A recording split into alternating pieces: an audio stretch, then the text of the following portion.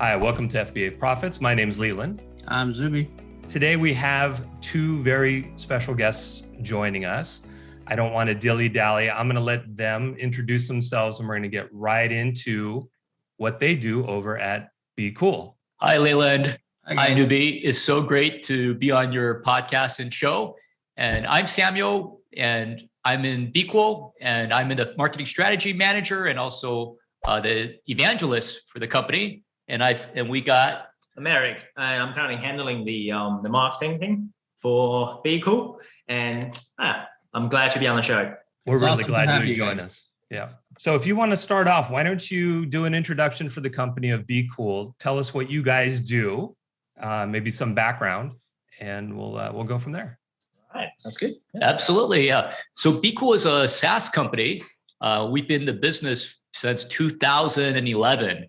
And the name BQool actually means business cool. What that means is like we help people streamline their daily business challenges, and we provide a suite of user-friendly solutions to help them scale up their business. And we are actually in the Amazon Marketplace Development Council, so it's very secure to use our program, and we keep all your data very secure. We also work closely. We have the AWS servers. And also we're in the Amazon Solution Partner Network.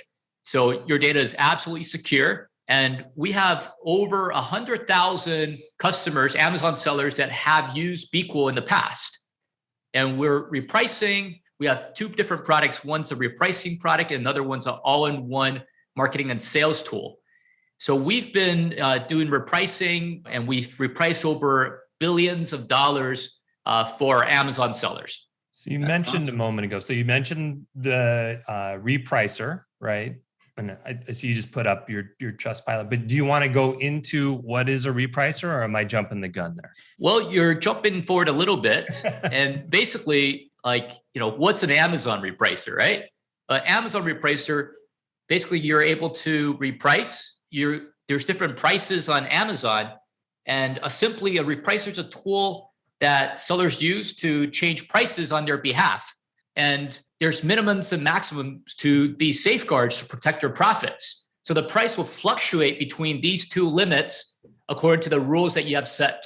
And there's different rules that you could set. For example, you could reprice only against FBA sellers. You could exclude Amazon if you don't want to compete with them. You could also set up rules. You could reprice by less than a penny or more. So there's plenty of rules, and you decide those rules according to your objectives. Yeah, let me just clarify something for our listeners as well. What we're talking about here is Amazon has a built-in free repricer as part of your Seller Central platform, so that when you become a professional seller on Amazon, you have the ability to use Amazon's free built-in Amazon Repricer. And we're trying to, I think the guys here, our goal is to try to differentiate, what is the difference between that Amazon's built-in repricer and BQool, and why BQool's repricer is, that is right, heads and shoulders above that free one. Yeah, I mean, for our later part of the presentations, we actually have a comparison table, comparing between our repricer and Amazon's price automated tool. So So I think before we get into the comparison between Amazon Seller Central Repricer, which is the automated pricing, and against a third-party repricers such as BQool and one with advanced AI repricing, we need to understand, what is the buy box?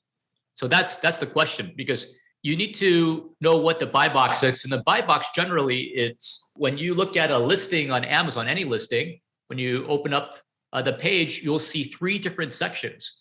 On the left-hand side, you'll have the product images.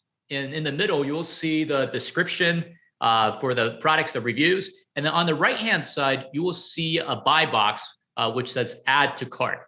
And then for mobile, which now is about 40% of the market, it's growing, it's even more prominent. You see it right when you're scrolling. It's a one touch, and over 82% of the sales actually come from whoever holds the buy box.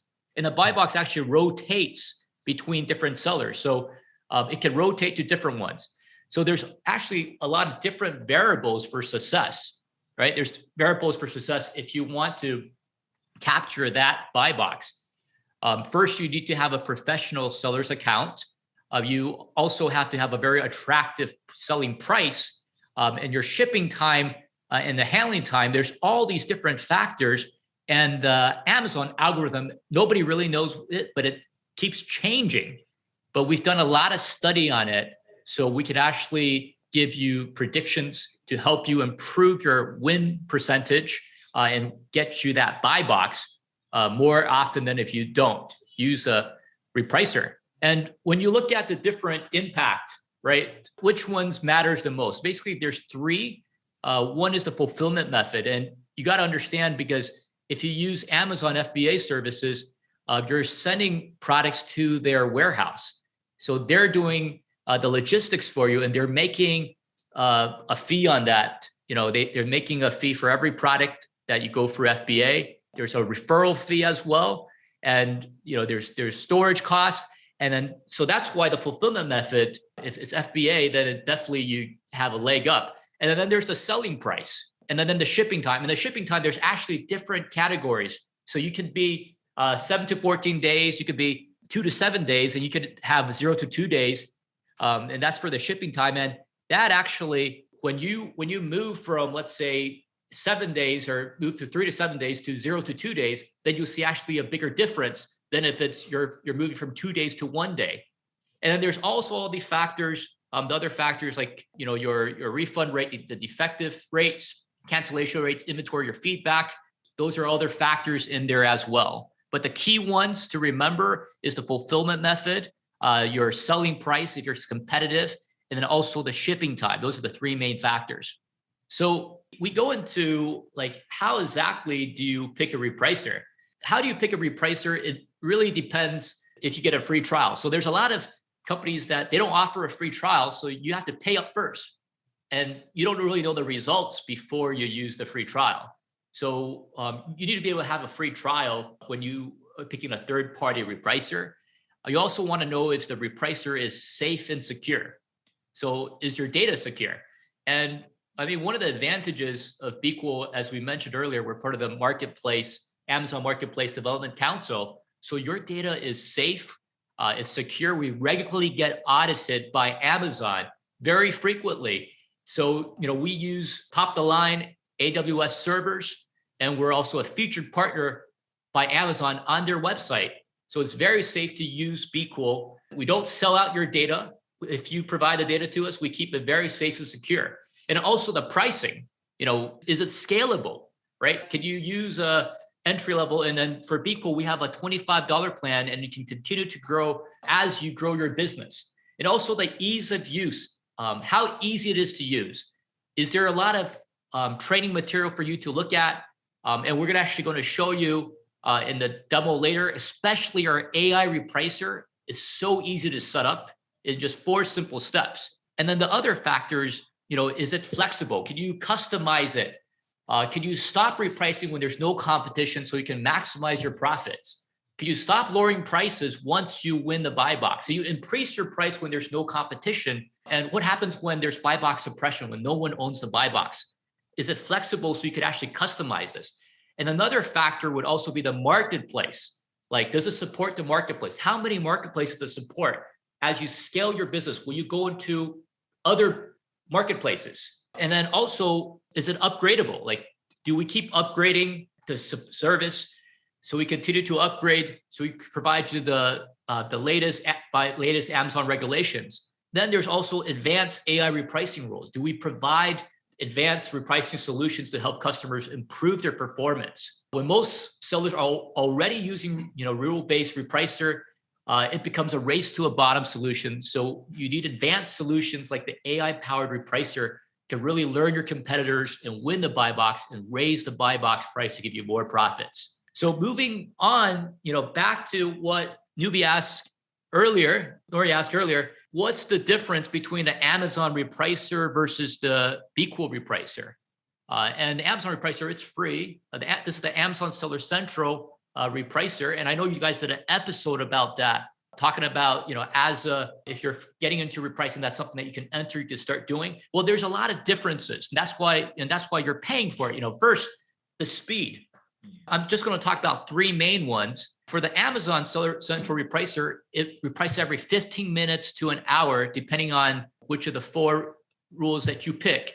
But for the BQool Repricer, it's actually 15 minutes. And for plans above $100, it actually reprices instantly, as fast as Amazon can update. And the fastest speed that the Amazon can update is actually 30 times in 60 minutes. So that's 2 minutes. The fastest time is 2 minutes to 5 minutes. So that's as fast as Amazon updates. That's usually the actual time.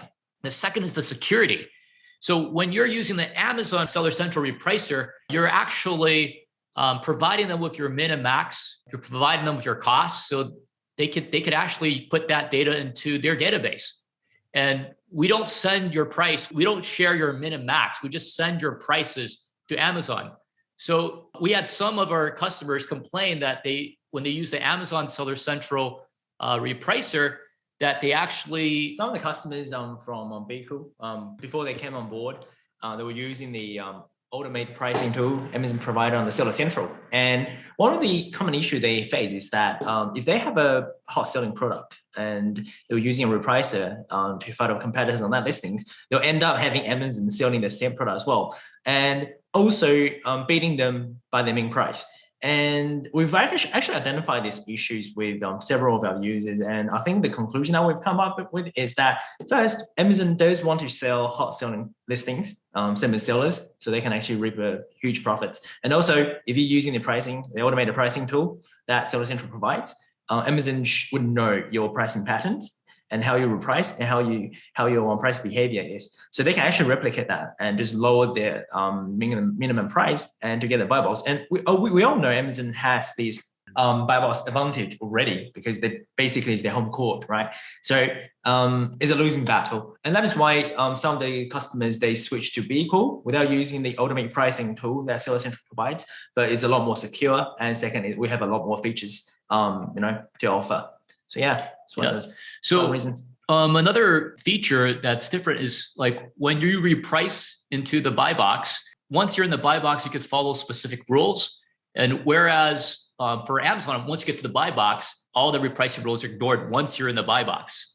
So, these are some key differences. There's other ones. For example, you can select a price safety net. You can actually set, this is on a rule base, it lowers the price incrementally to prevent large price drops. And also the flexibility, like users can choose to exclusively compete against certain fulfillment method. And for Amazon, you can target the same fulfillment method offers and offers from third party, which actually puts FBM sellers at a disadvantage. Yeah, that's right. So, and then another important one is the bulk setup. Like for bulk setup, you could actually, divide by groups. You could set, your repricing for groups, and it saves you a lot more time. In Amazon Seller Central, you have to go select all those listings. So there's some key differences, between Amazon Seller Central Repricer and third-party BQool Repricer. Yeah, I think there's another important point that I wish to mention is that Amazon is a custom-centric company. And in their mind, I think the benefit of the customer, it's what they're actually going for. So if the customer can get the lowest price possible compared to all the other e-commerce platforms, it's a win for them. And here at BQool, we also happen to be a custom-centric company, and user of BQool are our customers. And our goal here is to help you guys to make money. So as long as you use BQool Repricer, we hope you can get profit so you can actually stay with us. So the mindset is pretty similar. It's just that Amazon is targeting the general consumers, but here we actually care about Amazon sellers. So yes. So what we're saying is, if you're using the Amazon automated pricing, they may raise you to the bottom. Yes, yeah. It would continue to, what we've seen most of our sellers, and this is the feedback we've received as well, is they reprice you down to your minimum a lot more, and they don't really raise your price once you get to the minimum, like then compared to a BQool. So you can actually make more profits, do more sales, you can make more profits, and you can also win. You can also win the buy box more often when you're using the BQool Repricer. So that's the main differences. I can vouch for everything you just said about the Amazon Repricer and the BQool Repricer. For one thing, it seems like they just don't reprice up. They don't. It goes to the bottom and you sit there until you manually change that price. Yeah. But also just a couple of quick pointers on this. Pretty much everyone I know that has switched from Amazon's Repricer to the BQool Repricer, you will see an immediate bump in sales right off the bat. As soon as you set your rules in BQool, because you've had so many different ASINs that are just sitting in your inventory, but weren't being repriced properly by the free Amazon Repricer. And so as soon as BQool kicks in, it starts doing its thing, and you start seeing things just start selling and selling and selling. And pretty much everyone sees that initial bump as soon as the repricing goes active, and then it sort of levels off and it starts working its way, and you get a better feel for where your baseline is going to be on the with the BQool Repricer. And then just a quick second point, maybe I'm jumping ahead here, but for anyone who is transitioning from an Amazon Repricer to the BQool Repricer, it's important to then, once you set up your BQool Repricing, to go into your Amazon Repricer and delete all of those rules and delete all of your min-maxes, because it could have and correct me if I'm wrong, guys, but it could have an impact against the BQool Repricer. That is correct. Yes. I would definitely suggest when you make the switch, just get rid of the automated pricing tool on Seller Central altogether, and use the only settings that you have on the BQool Repricer. And yes, they wouldn't really clash with the settings.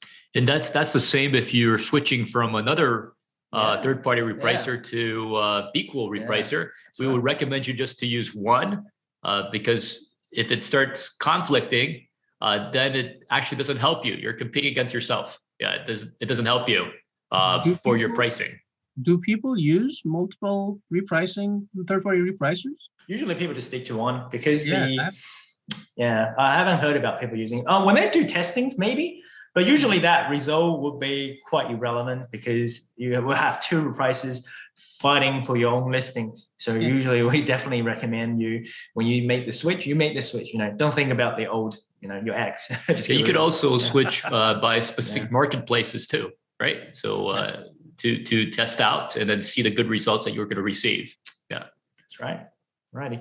So we're going back to repricing.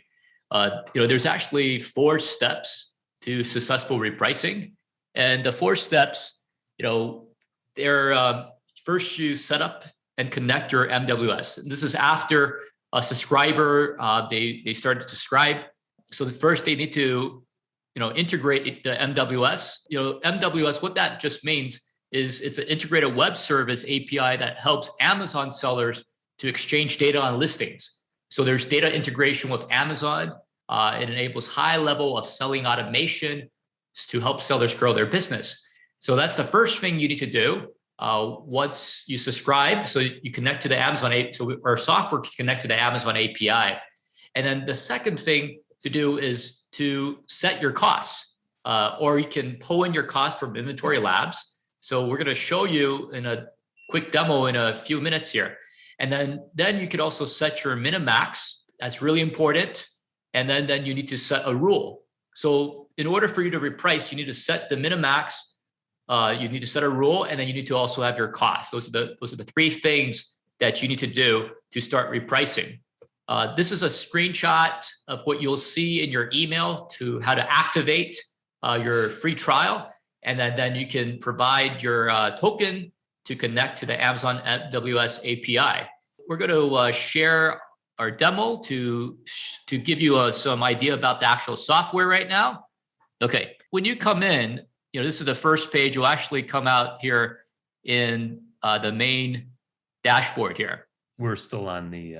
So once you get into the dashboard, you go to the right-hand side where there's a help button. And then in the help button, there's a getting started with Repricing Central.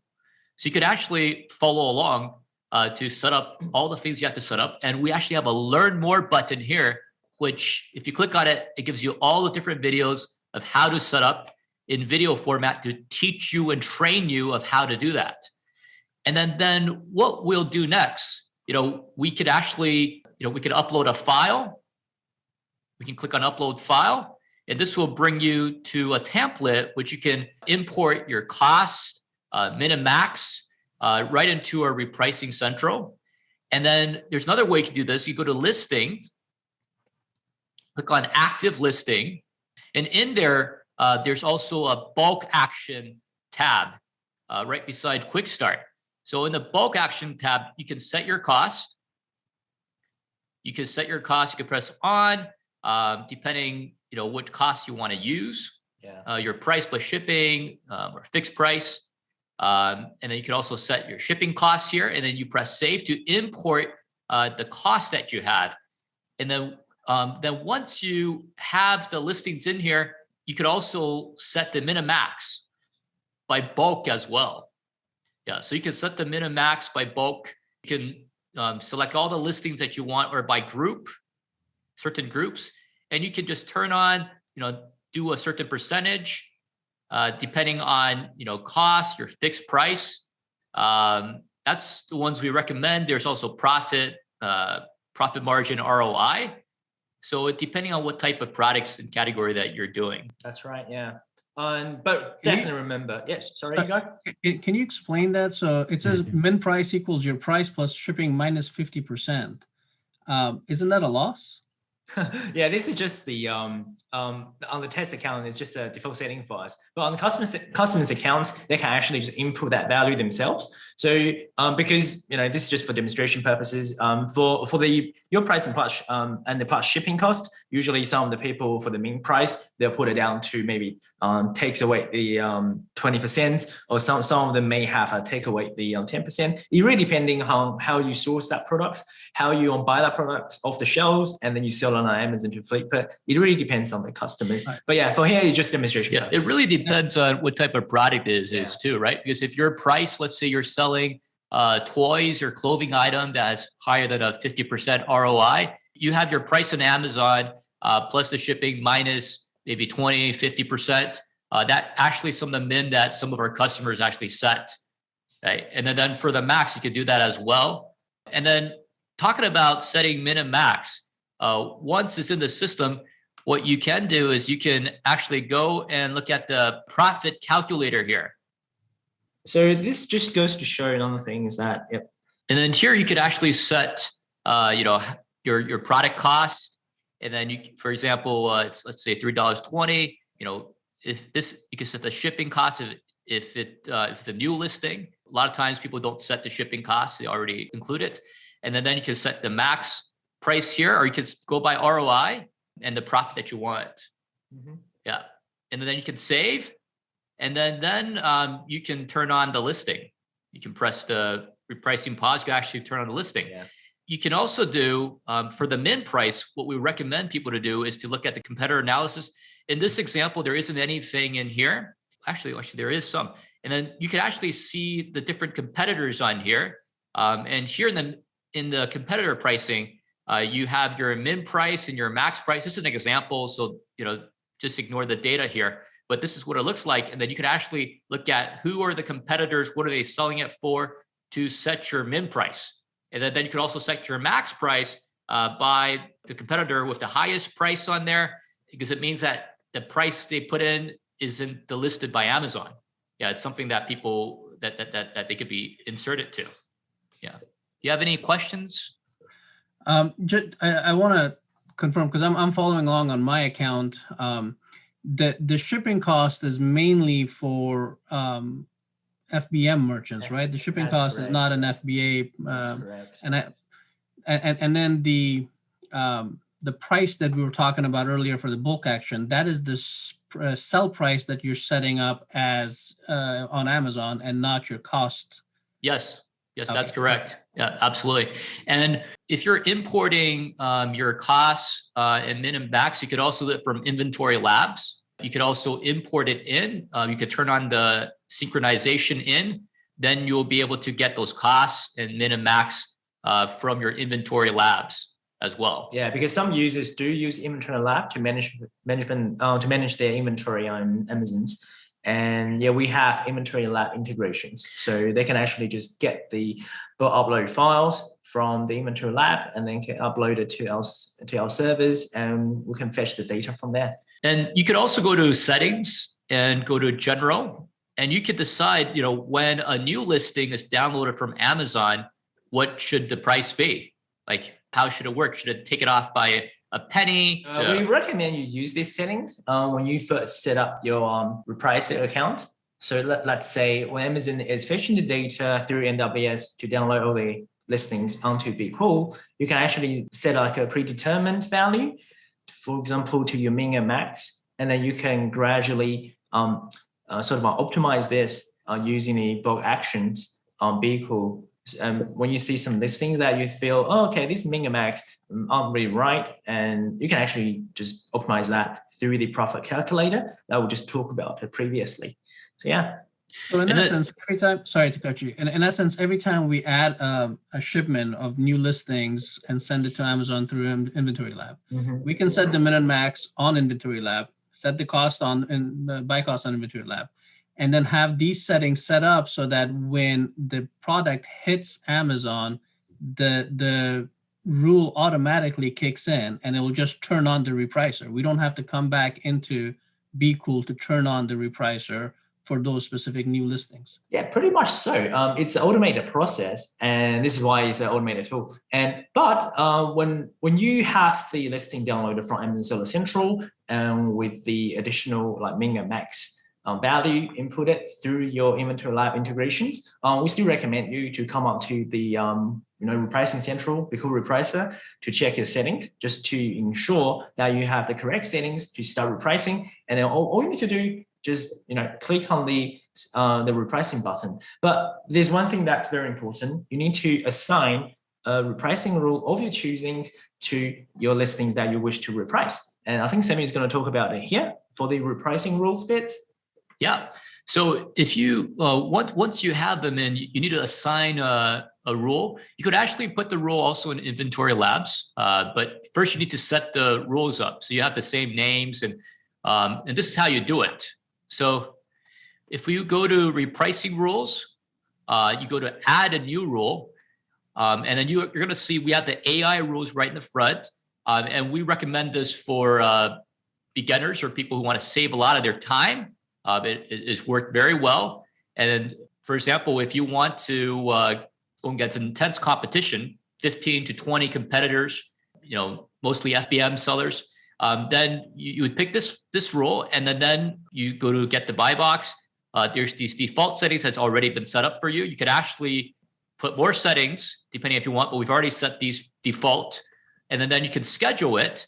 You can actually schedule for a specific time to reschedule up, and this is a way of, it's kind of like you're trying to raise the buy box, the bottom of the buy box, so it actually goes higher, and then this way you could actually raise the buy box price. You're trying to, in an attempt to try to raise it, like an oscillating type strategy where you're repricing up to the max.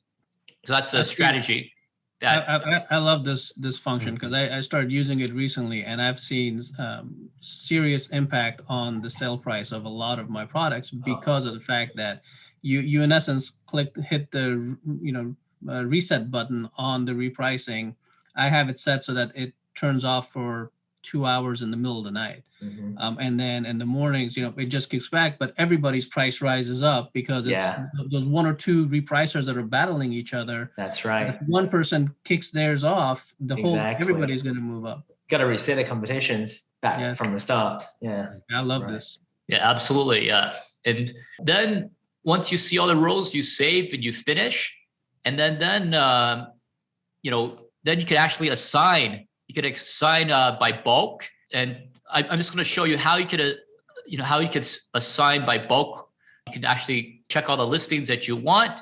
You go to set min and max price and rule, and then here you could press this on, and you could actually set that according to the rule that you want by bulk. So it actually saves you a lot of time in doing this. Yeah. Anything else you want to add, Eric?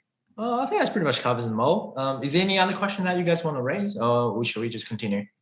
because I think it's pretty much it for the managed listing part. But maybe we can go over with the filters a bit. Yes, yes. But before we do that, is there any question that you wish for us to explore a bit more in the repricing rules bits, rules creation and all that? No, I mean, I think for our audience, it's important to note that, you know, the AI feature is amazing. It might, you know, if you're a newer seller, it might not be right immediately. It's definitely something that we recommend you work up to and have, because it will give you the most bang for your buck, and the most results. But if you're not going to do the AI repricer, then and guys, correct me if I'm wrong, but there are at least two different rules you have to set. One, to compete against the merchant fulfilled sellers or the lowest price, and one to compete only against FBAs and not necessarily against merchant fulfilled sellers, because you're only competing to win the buy box and not necessarily the lowest price. That is correct. Yes, usually we recommend we call those the algorithmic rules-based reprices, and we do offer those options as well if you don't want to use AI. So hop over to the repricing rules sections, would you? Yeah, and then just go add new rules. Yes. So yeah, what we normally would recommend to use would be the oscillate strategies, or some people may even go for the match buy box strategies. A lot of the time when FBA sellers, when they sell amongst their friends, because they all source from the same, they all source the same products, usually they want to match their friend's price. So they can create this sort of, I wouldn't say price fixing, but sort of have the same level of pricing structures throughout all these different seller accounts. So they're not really just undercutting each other.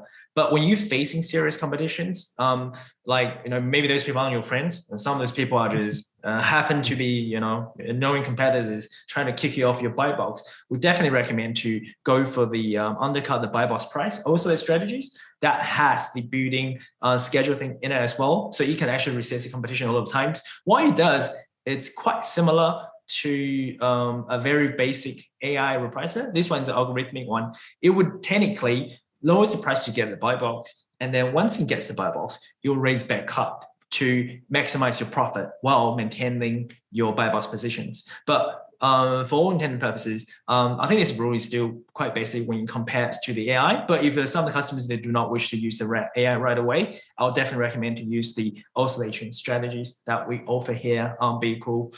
And some of the competitors, some of the sellers, if they want to reprice a lot more aggressively towards the other FBA sellers, you can use the undercut the buy box price, or the target the lowest FBA price and the target the lowest FBA price. And as what you mentioned before about you have different rules competing against different type of sellers. Yes, we have those default settings as well. But what's the best part of it, of the rule-based repricer, if you can actually go into the advanced settings for BQool, is that you can set the rule-based reprices any way you want it. For example, if you want this rule to target FBM sellers only, you can do that. But you can also add additional conditions in to optimize your repricing rules against certain type of competitors. So for example, because sometimes you may even have some odd outliers jumping into your competitions and trying to kick you out of buy box. For example, if this listings has majority of people are selling FBM, but you happen to have Amazon or happen to have FBA hopping in and during the competitions, enter the fray to snipe your buy box, usually we would have the advanced rules here, the advanced settings to deal with those situations. So let's say if this is an FBM rule and you happen to have Amazons in your list in this competition, you can actually target them and reprice differently. So there are different conditions that would change when the competitions changes as well. So if your initial competitor in the buy box is FBM, but suddenly Amazon entered the competitions and took the buy box away, you can actually just target them and reprice using the advanced settings here. I think this is actually very crucial with the algorithm-based reprices. BQool does offer a lot of more flexible settings in the repricing strategy, so you can reprice to your heart's content.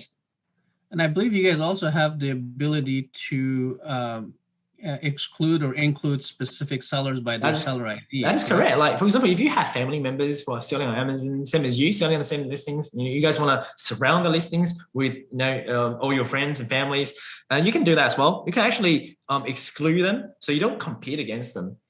So we have the setting right here. Yeah, you need to turn it on. So you on and go, yeah, it's like that. Very simple. Yeah.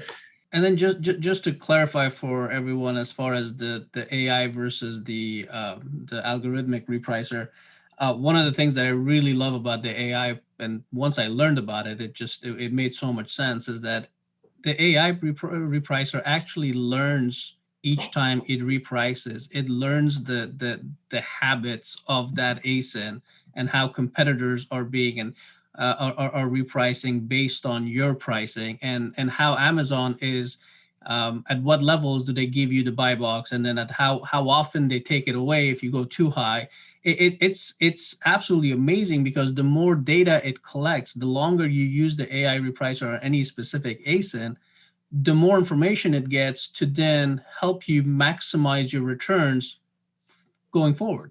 Yeah, fascinating, isn't it? And also, to add more is that you see all those algorithmic rules that we have alongside with AI reprices. All those algorithmic rules are actually building in the AI repricer themselves. They can actually figure which of the rules that they're gonna use and to predict the pricing patterns for a certain buy box. So you don't even need to set those if you're using AI repricer, because AI repricers will do it for you. It's that smart. It's like your personal, repricing expert, like you, Zuby. It's like having you, on your account. Yeah, it's great. Yeah, it saves a lot of time from having to continue to change your settings. It can be done a lot faster. And it does learn your competitor. It learns for that specific ASIN, and it profiles them. Yeah. And then so you could actually get the buy box a lot faster. You could reprice quickly and just get right to the right price, the optimal price to win the buy box.